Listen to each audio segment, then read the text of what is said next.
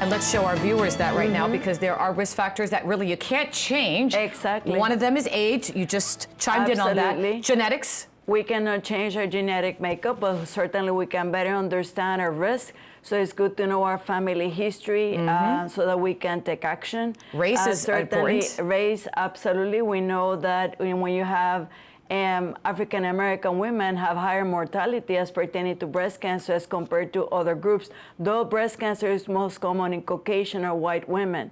Dense breasts, we know that dense breasts limit the sensitivity of mammography, so it makes it a lot harder to find abnormalities when you have dense breasts. Certainly we can add and complement the mammogram with ultrasound for those patients who need it to improve what we can detect. That's what I do. Yeah, and that's really important because, as we know, it lowers the sensitivity. And then certain breast changes, such as certain conditions that increase your risk for breast cancer, and we need to be on the alert. Now let's go up to the opposite, which is risk factors that you can change. You can make a difference here. Modifying your life.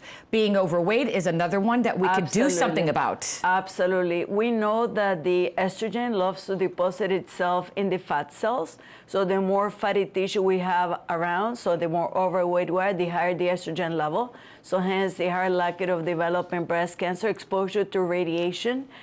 Certainly, chronic use of hormonal replacement therapy has been a very controversial one for many years, but it's indeed proven to be a risk factor.